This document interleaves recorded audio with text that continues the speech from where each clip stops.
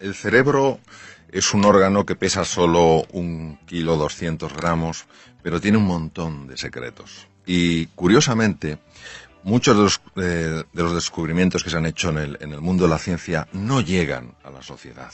Y podrían ayudar tanto a la hora de conocernos y a la hora de comprendernos, entender por qué a veces nos enfadamos, por qué a veces nos desesperanzamos, por qué a veces nos agobiamos. Y lo que intento, de alguna manera, es traer esa investigación que hay en el mundo de la neurociencia, sobre todo en la neurociencia afectiva, para que cualquier persona pueda encontrar claves para gestionar mucho mejor su vida.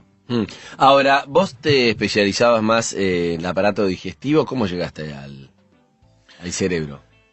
Desde muy pequeñito yo tenía pasión por las neurociencias, y aunque la cirugía general del aparato digestivo fue mi campo, digamos, de trabajo a lo largo de 26 años, siempre estuve conectado con los temas del cerebro. De hecho, dediqué 2 años de mi vida a trabajar en un instituto de neurociencias y he estado constantemente conectado con las neurociencias. Tengamos en cuenta, Andy, que muchas de nuestras emociones tienen un reflejo inmediato en el tubo digestivo. Hay una cosa que se llama la intuición, la inteligencia intuitiva, a la que se le da muchísimo valor, y que, si nos paramos un momentito a pensar, es esa sensación, los ingleses, los americanos dicen I feel in the guts, como que lo siento en las tripas, esa sensación que tienes, y es porque uno de los mapas de los sentimientos más importantes del cerebro, que se llama la ínsula de Ryle, está recogiendo constantemente información del tubo digestivo. Pará, porque eso ya me interesa, porque la otra vez habíamos hablado con un cardiólogo diciendo, cuando vos estás mal del corazón porque, no sé, te deja alguien, es como una angustia, y si había algo más literal o poético, o había una realidad. Vos decís que cuando uno, esa cosa de la entraña que la sentís, tiene una explicación real, no es algo poético. El nudo en el estómago. El nudo en el Exacto. estómago, la angustia que se te cierra el estómago, que no querés comer. Exacto. Lo que dijo ese cardiólogo es absolutamente así. Se han identificado 3 cerebros. El que es más conocido, el que está en la cavidad, en el interior de la cavidad craneal, es uno. Luego hay un cerebro en el corazón y hay un cerebro en el tubo digestivo. Para que te hagas una idea, la hormona más importante en los estados de serenidad, de calma, que es la serotonina, el 90% de la serotonina se produce en el tubo digestivo. Esto podría explicar muchas veces por qué cuando una persona está nerviosa y come algo, pues también tiene esa sensación de calma. Esos cerebros, esos 3 cerebros... El chocolate. El chocolate, exactamente. Aparte que el chocolate facilita la generación de un neurotransmisor, pues que hace, entre otras cosas, que nos sea más difícil dormirnos y ayuda a estar alerta. Esos 3 cerebros, en principio, han de estar conectados, y están conectados. Lo que pasa es que a veces se independizan. Cuando se independiza el cerebro, el tubo digestivo, la persona tiene un montón de incomodidades, lo que se llama el colon irritable, espasmos, alteraciones en la digestión. Y muchas veces, desde el punto de vista de la medicina, hay opciones muy pobres para que esa persona tenga menos dolencias. Sin embargo, cuando esa persona reduce su ansiedad, cuando esa persona ve la vida con más ilusión, con frecuencia y de forma natural, aunque pueda llevar un tiempo, ese tubo digestivo vuelve a sincronizarse, por decirlo de alguna manera, con lo que es el tejido cerebral fundamental en el interior de la cavidad craneana. Pero ¿quién manda a quién? Es una gran pregunta. Cuando el tubo digestivo se independiza, quien manda en los asuntos del tubo digestivo es el cerebro del tubo digestivo. Y el otro, aunque tú digas, yo quiero estar bien, no sucede. El plexo de Meissner y Auerbach, que son lo que constituyen el cerebro del tubo digestivo, deciden ir por su cuenta, se convierten en rebeldes y generan todo tipo de alteraciones, incluso afectan, como todos sabemos. ¿Y cómo hago? Pero tengo que comer mejor, si no quiero ni comer, si tengo una angustia. ¿Cómo hago para hablarle a ese cerebro? Bueno, si no es por el cerebro madre. Si quieres te cuento una historia que yo viví hace tiempo, muy interesante. Vino una mujer a mi consulta, una señora de unos 50 años de edad, que se llamaba Margarita y que trabajaba en fusiones y adquisiciones. Y era la primera vez que iba a mi consulta, llevaba un sobre lleno de pruebas, me miró y me dijo, doctor, no puedo más.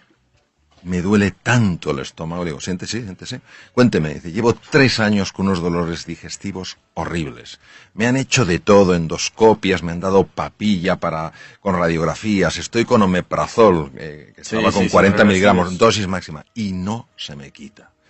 Dediqué 1 hora a observar todas las pruebas, todas eran normales, no había nada. Y entonces le hice una pregunta, le dije, Margarita, déjeme que le haga una pregunta. Dígame, doctor, ¿hay algo en su vida que a usted le genere mucha tensión? Y al principio la mujer se quedó un poco descolocada pensando que le preguntaba por algún problema familiar grave, una situación económica difícil. No, doctor, en mi vida pues todo va bien. Digo, no, pero yo le hablo de algo sencillo, pero que le ocurra todos los días y le genere mucha tensión. Y la mujer se quedó así callada, me miró y me dijo, ya lo sé, doctor. Digo, ¿qué es? Es mi jefe, no le aguanto. Yo tengo gastritis. Y entonces le dije, pues ya tenemos el remedio para su estómago. Y recuerdo perfectamente... Cambia de trabajo. No, fíjate, recuerdo perfectamente que me miró y me dijo, ¿otra endoscopia? Digo, Margarita, si se la han hecho hace 2 meses, me subirá la dosis de omeprazol. Digo, Margarita, hasta dosis máxima. Dice, entonces, ¿qué me sugiere? Y le dije, pues a partir de ahora, cada vez que vaya a su trabajo y vea a su jefe, le va a sonreír. Yo creo que me miró pensando que había topado con el cirujano más imbécil del mundo mundial. Y lo primero que me dijo fue, doctor, mi jefe no se lo merece. Y ahí la agarró. Estaba ya súper tensa y colorada y le digo, si no es por él, es por usted. Y me dice, no me va a salir. Digo, pues finja. Digo, pero es que lo que usted me pide es imposible. ¿Cuánto tiempo lleva usted con 2 de estómago, Margarita? 3 años. ¿Y cómo se ve así? Es horrible. ¿Por qué no lo prueba? Se fue y yo, francamente, no sabía si lo iba a probar. Más bien pensaba que no. A las 2 semanas mi enfermera salió para llamar al siguiente enfermo y era Margarita. Se asomó por la puerta, me miró y me dijo, doctor, si no lo veo, no lo creo. Ah, siéntese, cuénteme. El primer día tuve que utilizar todos los músculos del cuerpo para esbozar una tenue sonrisa. Pero conforme fue pasando el tiempo, sucedieron cosas muy curiosas. La primera es que mi jefe empezó a cambiar.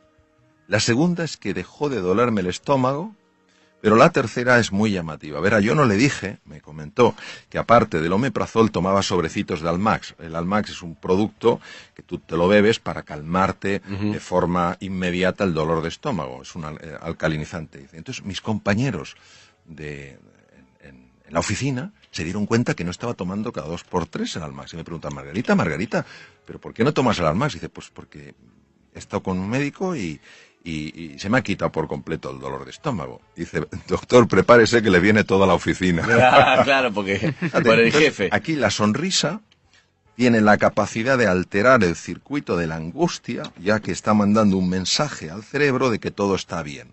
Si aguantas la sonrisa, el cerebro necesariamente tiene que hacer algo para adaptarse a ese mensaje. Aunque sea fingida. Aunque sea fingida. Es increíble porque, es increíble porque no es una nota espiritual que te le dice hay que ser feliz, hay que sonreír, que no la estamos desmereciendo, pero te lo dice alguien que es especialista del sistema digestivo, especialista de Harvard, y él lo que está diciendo es algo científico, sí. Para que no sea como vos sonreírle a la vida, que la vida te devuelve. Es algo científico que él dice, tu cerebro le ordena como que al reírte dice todo está bien, o sea, cambiás la cara de orto, por decirlo de alguna manera, le decís como que todo está bien y entonces todo el cuerpo entiende que todo está bien, o sea, como que el cuerpo es un reflejo de lo que vos ordenás, y si vos le pones todo el tiempo la cara de amargado, tu cuerpo va recibiendo eso. Es grosso eso que estás diciendo es absolutamente... Yo estoy diciendo lo que estás diciendo vos.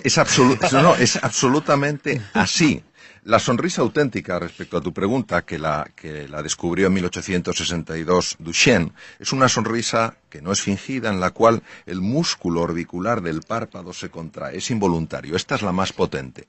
Sin embargo, incluso fingiéndola, no hablo de la sonrisa irónica, como me estoy riendo de ti, tal cual, sino haciendo ese esfuerzo por sonreír sin que te apetezca, ese arco que va al cerebro tiene literalmente la capacidad de cambiar estado emocional. Lo mismo que utilizar palabras positivas. En Boston se hizo un estudio, en el hospital donde yo estaba, se proyectaron unos slides que tenían palabras negativas, una serie de voluntarios. Estuvieron unos minutos observando las palabras negativas. Imaginaros, pozo, oscuridad, problema, dificultad, imposibilidad.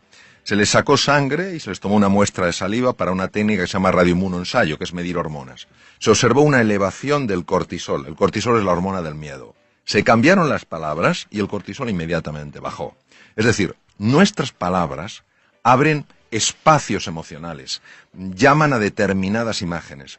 Todo esto nos tiene que dar un montón de ilusión y un montón de esperanza, porque quiere decir que en la gestión de nuestra cara, en la gestión de nuestras palabras, en la gestión de las acciones que llevamos a cabo, está también la gestión de nuestro mundo emocional. Pero entonces te voy a preguntar algo clave. Cuando alguien dice, esta persona se enfermó por lo amargado que estaba, vos estás diciendo que puede ser un poco cierto, digamos, que es repetidamente esta persona refleja que está triste o está amargada o lo que sea, entonces va mandando la orden al cuerpo y ese cuerpo con un dolor de panza 3 años lo puede sostener, pero por ahí repetidamente algo más que se va haciendo mal termina generando una enfermedad. Eso es por eso que uno dice cuando está amargado, ¿sí que tiene que ver? Es literalmente así. La Universidad de Harvard, que es la pionera en el mundo en estos estudios, ha demostrado que entre el 60 y el 90% de las consultas a médicos generales en el mundo occidentalizado son debidas a lo que se llaman emociones tóxicas. Por ejemplo, eso, la amargura, la frustración. Puedo dar un ejemplo muy sencillo y muy clarito. Cuando tenemos estas emociones tóxicas, el resentimiento, la ira, la frustración, de una manera estable, segregamos mucho esa hormona que se llama el cortisol. El cortisol se acopla a la membrana de los glóbulos blancos, de los linfocitos, es decir, células que nos protegen frente a bacterias, virus y tumores, y no la dejan funcionar. Por eso es más fácil tener un catarro, tener una gripe, etcétera. Esto es algo importantísimo que lo conozcamos porque nos da mucha sensación de soberanía personal, de que podemos hacer realmente cosas para cambiar nuestros estados emocionales. ¿El estrés tiene que ver con eso? Cuando uno dice se enfermó por estrés, y el estrés que no dormís, estás todo el tiempo nervioso, alerta, Muy ¿es bien. un poco eso? Verás, el estrés es el gran desconocido, porque cuando oímos la palabra estrés, enseguida pensamos que es algo malo. El estrés es la reacción del organismo en su conjunto ante una perturbación que ha habido. Bien sea una perturbación externa, vamos por la calle y vemos un animal peligroso, o una perturbación interna, me tomo 27 bollitos y me sube muchísimo el azúcar. Hay una parte de ese estrés que es positiva, que se llama eustrés, la que me hace que esté más concentrado. Por ejemplo, yo aquí, bueno, pues vengo con muchísima ilusión, es un programa de radio importantísimo, pero es una perturbación en mi vida, yo normalmente no estoy aquí. Entonces, esto hace que esté más concentrado, que esté más atento a lo que decís, más atento a las expresiones de vuestro rostro. Esto es positivo y es eustrés y me ayuda a crecer. Yo cuando salga de aquí, como persona he crecido. Sin embargo, hay una forma de estrés que se llama distrés, que es el que te anula, que es el que te frustra, que es el que te amarga y el que te hace daño.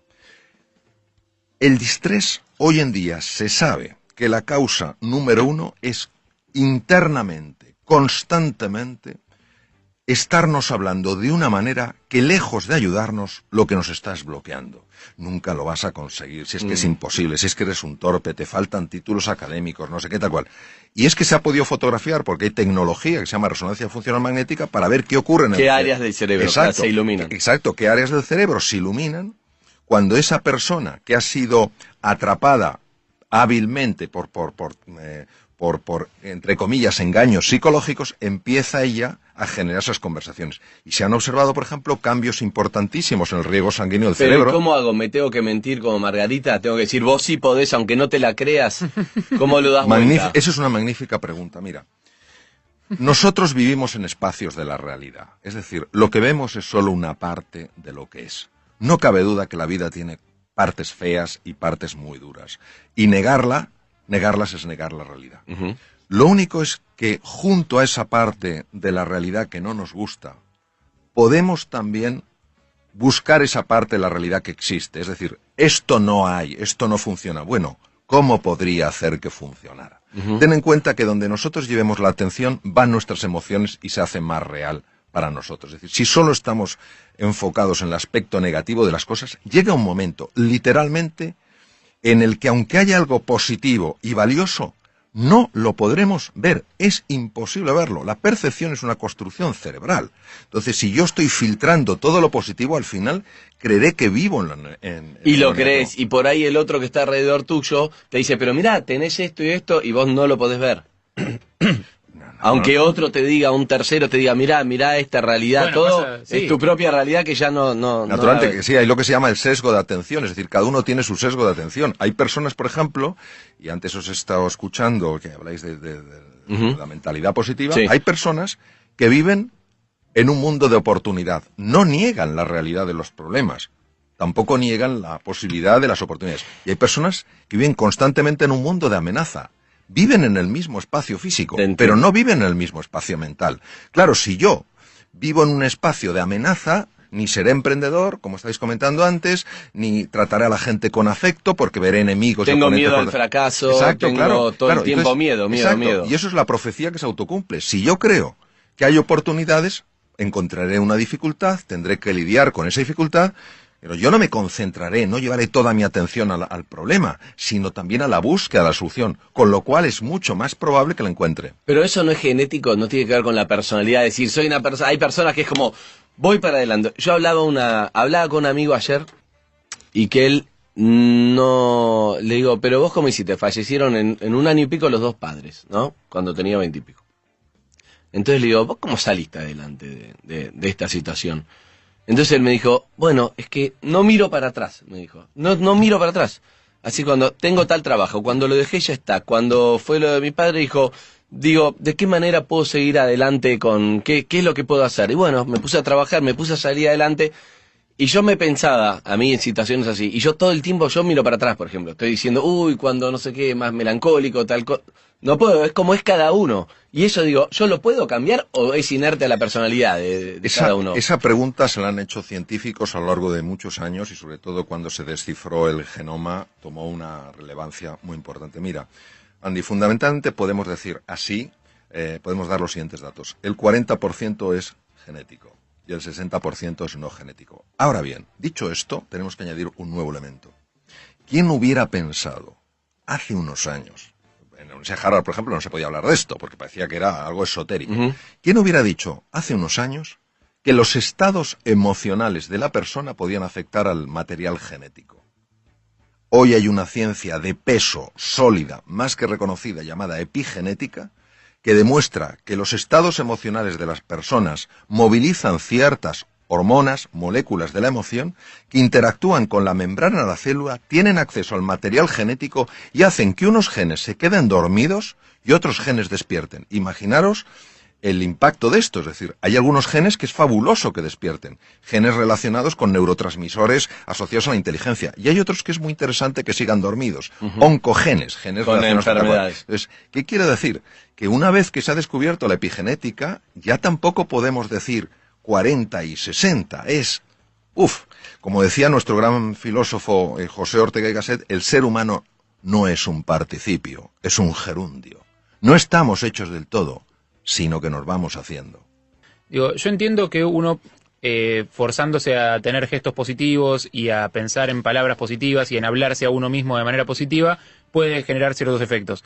Mi pregunta es, ¿eso no es muy a corto plazo? Digo, el cerebro en algún momento, así como las cucarachas se adaptan a los nuevos insecticidas, no se aviva de que lo estás queriendo engañar, de que esa sonrisa es falsa, de que en realidad el resentimiento, el sentimiento profundo está más arraigado que lo que esa sonrisa puede remover. Muy bien. Vamos a ver. Lo primero que tenemos que entender es que esto es un proceso. Es decir, no es que una persona finja una sonrisa, estamos hablando que no es una mueca irónica, sino el caso Margarita. No, una sonrisa. Exacto. Sí. Aunque todavía no le salga porque no tiene la emoción ni la simpatía hacia esa persona. Es un proceso. Entonces lo que tenemos que entender es el proceso. Y la pregunta es, ¿realmente el cerebro puede cambiar? Yo me acuerdo que cuando estaba en la Facultad de Medicina y tenía 19 años, teníamos una profesora de psicología, un poco dura la mujer, y dijo, a los 7 años la personalidad está totalmente definida. Yo me quedé un poquito... No, pero el cerebro es plástico, cambia. Exacto. Entonces, sí. Hoy sabemos que el cerebro es plástico. Entonces, la neuroplasticidad tiene dos componentes. Tiene dos facetas. Uno, la conexión de nuevas neuronas y otro, la generación de nuevas neuronas a partir de células madre. Nosotros podemos generar entre 500 y 1000 neuronas a partir de células madre al día. ¿Qué quiere decir? Quiere decir que cuando nosotros estamos buscando el lado positivo de la vida, sin negar que hay un lado muy duro, muy doloroso y muy desfavorable, estamos cambiando la estructura física del proceso. Para que estamos influenciando sobre para qué van a servir las nuevas neuronas que se crean. Exacto, el nuevo tejido cerebral. Entonces, ten en cuenta que las células madre tienen que viajar 1 milímetro hasta el hipocampo y ahí en 21 días se han convertido en nuevas neuronas. Estas nuevas neuronas de la memoria y el aprendizaje reestructuran toda nuestra personalidad porque tienen conexiones a la corteza cerebral. ¿Qué quiere decir? Que en el fondo estamos reinventando nuestro cerebro y va pasando el tiempo. Y si nos mantenemos, si seguimos con nuestras caídas, con nuestras desesperanzas, diciendo esto es una tontería, pero volviéndolo a tomar, llega un momento en el que el cerebro realmente, físicamente cambia y de manera natural empiezas a ver con especial facilidad aquello de la vida que sí está bien. Con lo cual, tu forma de relacionarte con la vida es radicalmente distinta, porque te relacionas con más ilusión, con más alegría. ¿Niegas el problema? No, pero das más peso a la oportunidad. Ok, está bueno.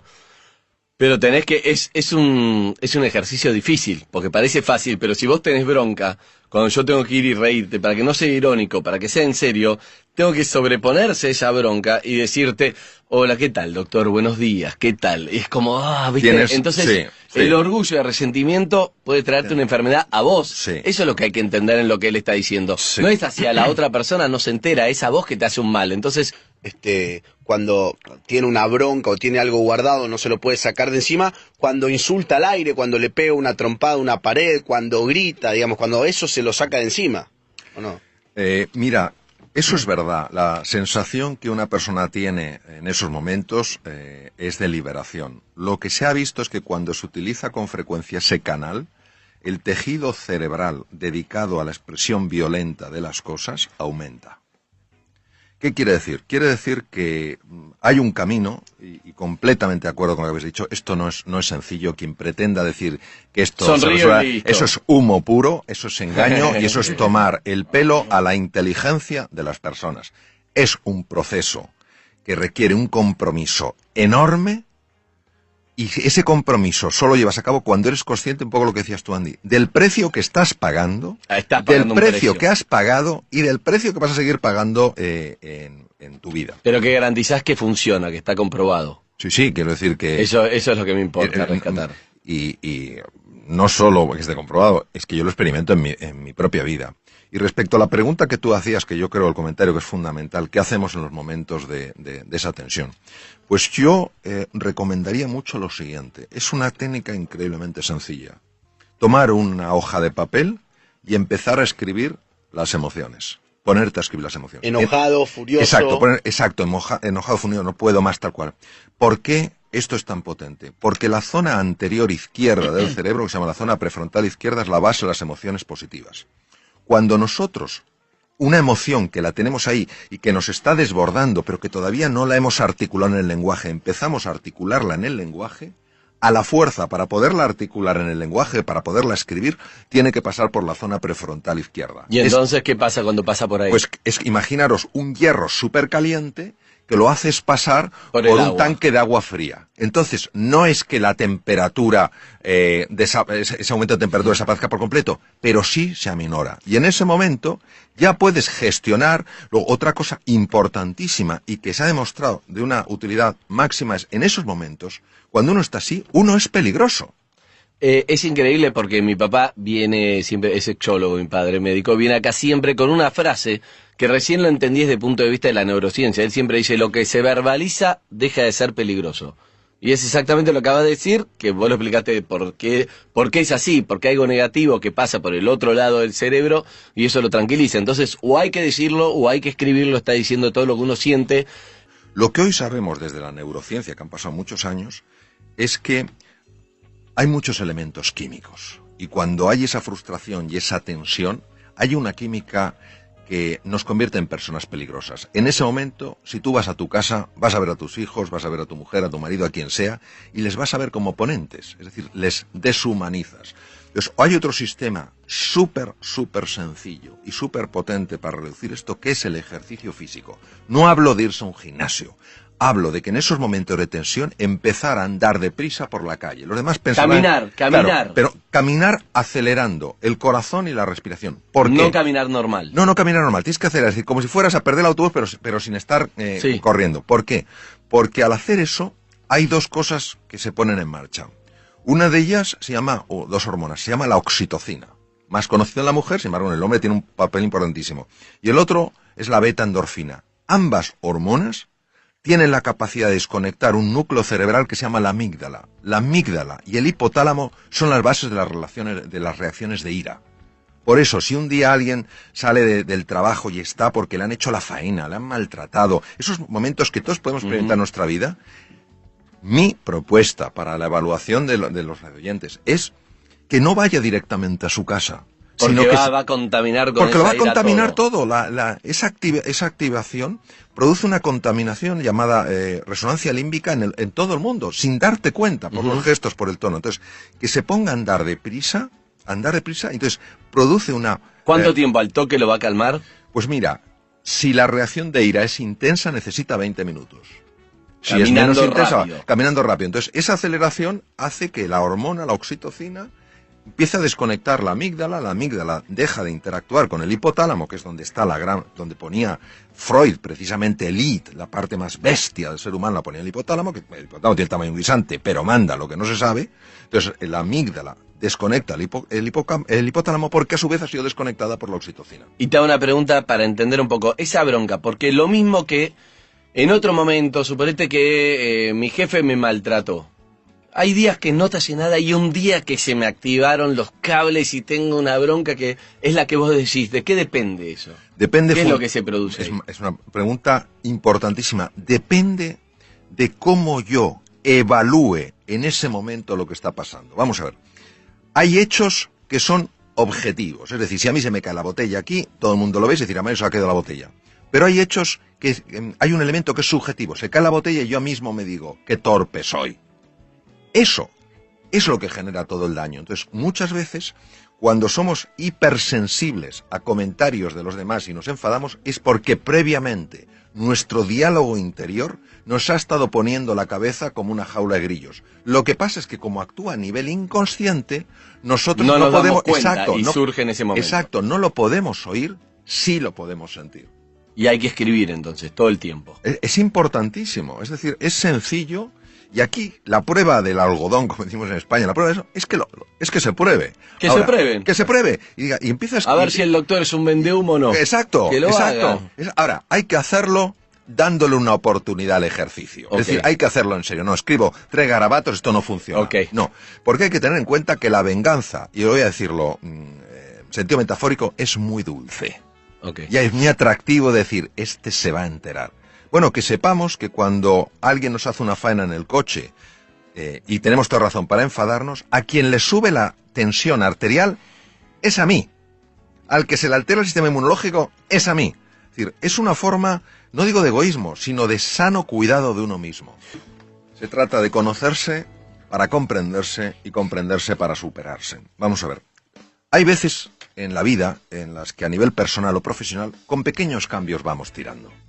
Eso no es reinventarse. Okay. Pero hay veces que a nivel profesional o personal tenemos que hacer cambios radicales, transformaciones profundas. Y en ese momento necesitamos aflorar de nuestro interior talentos, capacidades que no sabemos que tenemos y que son esenciales para dar ese paso.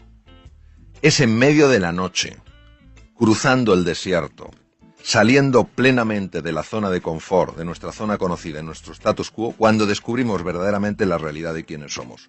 La reinvención no quiere decir que te tengas que cambiar convertir en una persona distinta. Eres fantástico con quien eres.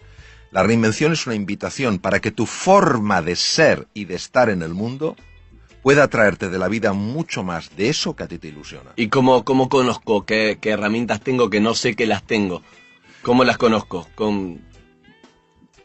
Claro, la reinvención implica que tenemos que encontrar una fuerza lo suficientemente grande para salir de la zona conocida, la zona de confort. De la zona de confort. Hay veces que uno lo puede elegir o hay veces que la vida te lleva a eso. Exacto. Entonces, de la zona de confort se pueden salir de 2 maneras. Uno, la vida te saca. Ya está, estás fuera. Con lo cual, no tienes más remedio que hacer. que ponerte en marcha. Y otras veces, cuando tú escuchas algo, lees algo, ves algo que te inspira para darte cuenta de que hay algo más grande que eso que tú estás viviendo. Y entonces, desde la fe, es decir, desde el convencimiento de que hay un mundo mucho más ilusionante el que puedes vivir, das el paso. Solo cuando das el paso, empieza a suceder. Es decir, tu pregunta... A medio camino no va. Tu pregunta es muy difícil de responder de una manera puramente racional, porque es, yo daré el paso cuando lo vea. La respuesta es, nunca lo verás si antes no das el paso. Correcto. Hay que ir al vacío, es el famoso vacío. Eso es. Ir al vacío, no hay ninguna garantía, no sé, mandarse. Pero es difícil, porque uno como que no podés. Claro, como claro. cuando sos nene no podés dejar de andar con rueditas, cuando tenés que tirarte una pilita, un trampolín y te da miedo, ese vacío es difícil, doctor. Bueno, ¿Cuáles serían tus 5 conceptos, 3, lo que quieras de resumen de todo lo que hablamos, digamos, para llevarme a conclusiones? yo haría una conclusión muy sencilla. A ver. Es que la pregunta no es si podemos ser más felices en la vida o si podemos cambiar. La pregunta es si estamos dispuestos a hacer lo necesario para ser más felices y para cambiar. Es decir, si estamos dispuestos a aguantar inseguridades e incomodidades para descubrir realmente la grandeza que está en todos nosotros. O sea que eso es una decisión. Es una Eso sí, resolución. algo tenés que hacer, tenés que Es decidirlo. una resolución. Si no, no va a pasar. Es una resolución, una decisión radical, firme. Doctor, te agradezco un montón, la verdad que un placer esta charla. Creo que la capacidad tenemos todos la misma. Con más temple, menos temple, Eso más es. personalidad, Todos pero la capacidad tenemos- la tenemos. Todos tenemos la capacidad, Ok. sin duda ninguna.